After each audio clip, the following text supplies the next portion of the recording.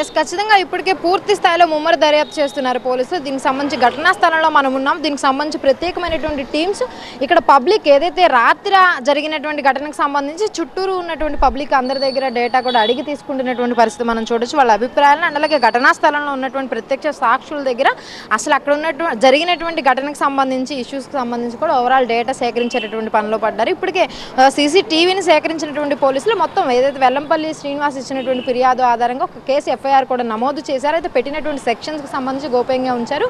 దాడికి సంబంధించి ఇప్పటికే నిందితుడు ఎవరు అనే దానికి సంబంధించి కూడా పూర్తి స్థాయిలో ముమ్మరంగా దర్యాప్తు చేస్తున్నారని చెప్పొచ్చు. ఒక పక్క క్లూస్ టీమ్, మరో పక్కన సీసీటీవీకి సంబంధించి అండ్ అలాగే మిగతా ఎవిడెన్స్ పూర్తి స్థాయిలో ఈ యొక్క ఘటనా స్థలానికి సంబంధించి చుట్టూరు దాదాపు 30-40 మీటర్స్ వరకు కూడా ఉన్నటువంటి సీసీ కెమెరాలు అండ్ అలాగే పబ్లిక్ క్రౌడ్ ఎక్కువగా ఉంది కాబట్టి వారికి సంబంధించి కూడా పూర్తి స్థాయిలో ఎంక్వైరీ చేసే పనిలో పడ్డారని చెప్పొచ్చు. సో ఇప్పటికే దీనికి సంబంధించి ప్రాథమికంగా అయితే ఒక రిపోర్ట్ను ఈసీకి సిపి కమిషనర్ కాంతి రాణా టాటా కూడా పంపించినట్టు కూడా మనకు తెలుస్తోంది. సో ఓవరాల్గా అయితే ప్రత్యక్ష సాక్షులకు సంబంధించి కూడా ఇప్పటి వరకు మనకు అందుతున్నటువంటి సమాచారం దాడి జరిగినటువంటి సమయంలో పెద్ద ఎత్తున భారీ శబ్దం వచ్చిందని కూడా చెప్తున్నారు. ఖచ్చితంగా ప్రాథమికంగా చూసుకుంటే కనుక రాత్రి దాడి జరిగినటువంటి సమయం ఏ సమయంలో దాడి జరిగింది, దాడి జరిగినటువంటి సమయంలో ఇక్కడ ఉన్నటువంటి పరిస్థితులు ఏంటి అనే దానికి సంబంధించి కూడా ఓవరాల్గా ఒక రిపోర్ట్ అయితే తయారు చేశారు. ఇప్పటి వరకు వాళ్ళు సేకరించినటువంటి ఎవిడెన్స్ ఏంటి, ప్రధానంగా ఇక్కడ మనం ఒక స్పాట్ ఏదైతే ఉదయం నుంచి కూడా మనం చెప్తున్నటువంటి స్పాట్ ఒకటి అయితే మనం కెమెరామ్యాన్ విజువల్లో చూపిస్తున్నాడు. స్కూల్లో కిటికీలోంచి దాడి చేశారు అనుకున్నప్పటికీ కూడా ప్రాథమికంగా ఇక్కడ స్కూల్కిను గుడికి మధ్యలో ఒక స్పాట్ని అయితే గుర్తించారు. సో మనం విజువల్స్లో చూపించేటటువంటి ప్రయత్నం చేస్తున్నాము. ఈ స్పాట్ నుంచే దాడి జరిగినట్టుగా కూడా ప్రాథమికంగా అయితే నిర్ధారణకు వచ్చారు. అయితే దాడి జరిగిన సమయంలో కెమెరాలో కొంత విజువల్ రికార్డ్ అయినటువంటి పరిస్థితి ఎక్కడి నుంచి ఈ డైరెక్షన్ నుంచే ఈ యొక్క దాడి కూడా జరిగిందని భావించవచ్చు. ఇక్కడ మనం చూస్తే కనుక కరెంట్ వైర్స్ అన్నీ కూడా కట్ చేసి ఉన్నాయి. సో పవర్ కట్ అయిపోయి ఉంది కాబట్టి ఈ ప్లేస్లోనే సీన్ కూడా రీకన్స్ట్రక్ట్ చేశారు. మొత్తం డిపార్ట్మెంట్కి సంబంధించి ఇంటెలిజెన్స్ అండ్ అలాగే టాస్క్ ఫోర్స్, సివిల్ డిపార్ట్మెంట్ వాళ్ళందరూ కూడా ఇక్కడికి వచ్చి సీన్ రీకన్స్ట్రక్ట్ చేసినటువంటి పరిస్థితి కనిపిస్తోంది. దాంతోపాటు ఓవరాల్గా చూసుకుంటే కనుక ఇచ్చినటువంటి రిపోర్ట్లోనే క్లియర్గా ఉన్నటువంటి సీసీటీవీస్ కానీ రాత్రి జరిగినటువంటి ఎవిడెన్స్కి సంబంధించి కానీ చేసినటువంటి ఫిర్యాదుకు సంబంధించి కానీ మొత్తం ప్రాథమికంగా ఒక రిపోర్ట్ అయితే రాసి పంపించారు. త్వరలోనే దీనికి సంబంధించినటువంటి నిందితులను కూడా పట్టుకుంటామని చెప్పారు. ఎన్నికలు కూడా అమల్లో ఉన్న నేపథ్యంలోనే దీనికి సంబంధించినటువంటి దర్యాప్తు మరింత ముమ్మరం చేశారని చెప్పొచ్చు.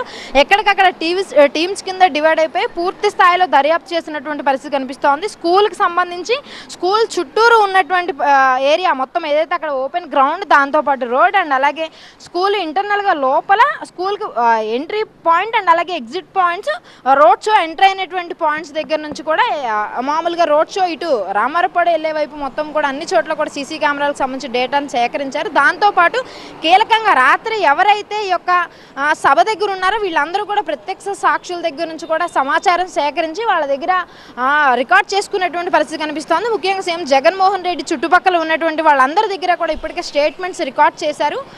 దాడికి సంబంధించి ప్రత్యక్ష సాక్షులు ఇచ్చినటువంటి స్టేట్మెంట్ ఆధారంగా అండ్ అలాగే దాడి జరిగినటువంటి సంఘటనా స్థలంలో భారీ ఎత్తున పెద్ద శబ్దం వచ్చిందని చెప్తున్నటువంటి స్థానికులు పరిస్థితి మనకు కనిపిస్తుంది. కాబట్టి దాడి అసలు దేంతో జరిగింది, మనం ఫస్ట్ నుంచి అనుకున్నట్టు క్యాట్ బాల్తో దాడి చేశారా లేకపోతే ఎయిర్ గన్తో దాడి చేశారా అనేది ఇప్పుడు కీలకంగా ఉంది. కాబట్టి దాడి దేని ద్వారా దాడి చేశారు, అసలు రాళ్ల దాడి జరిగిందా లేకపోతే ఏదైనా చిన్నపాటి ఎయిర్ గన్తో దాడి చేశారా అనే దానికి సంబంధించి కూడా ముమ్మరంగా లోతుగా దర్యాప్తు చేస్తున్నారు. ఇప్పటికే టీమ్స్ మొత్తం 2-3 టీమ్స్ కింద ఈ యొక్క స్కూల్ చుట్టుపక్కల మన కెమెరామ్యాన్ విజువల్స్లో కనిపిస్తూ ఉన్నారు. సో వీళ్ళందరూ కూడా సీన్ రీకన్స్ట్రక్ట్ చేయడానికి వచ్చినటువంటి ఒక టీం, వీళ్ళలో కొన్ని టీమ్స్ కింద డివైడ్ అయిపోయి అందరినీ ఇక్కడ చుట్టుపక్కల ఉన్నటువంటి ప్రతి ఇంటింటికి వెళ్ళి ఇక్కడ రాత్రి ఘటనా స్థలంలో మీరు ఉన్నారా, సీఎం జగన్ సభకు వచ్చారా, మీరు వస్తే ఏం జరిగింది ఏంటి అనే పూర్తి డీటెయిల్స్ తీసుకునేటటువంటి ప్రయత్నం చేస్తున్నారు. దాంతోపాటు బస్సు ఎక్కడుంది, బస్సు ఉన్న దగ్గర నుంచి స్కూల్ ఎంత డిస్టెన్స్లో ఉంది, స్కూల్తో పాటు ఇక్కడ పక్కన ఏదైతే టార్గెటెడ్ ప్లేస్ అనుకుంటున్నారో ఈ ప్లేస్ ఎంత డిస్టెన్స్లో ఉంది,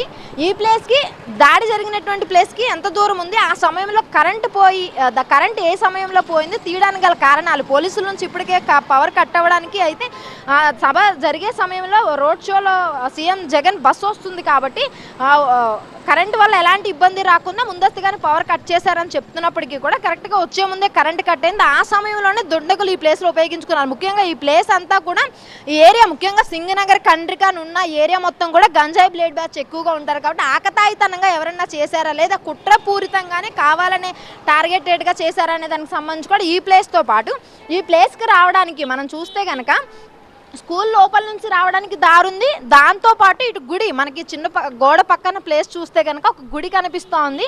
ఆ గుడితో పాటు ఆ సందు నుంచి వస్తే లోపలికి రావడానికి అటు ఓపెన్ స్టేడియం ఒకటి ఉంది.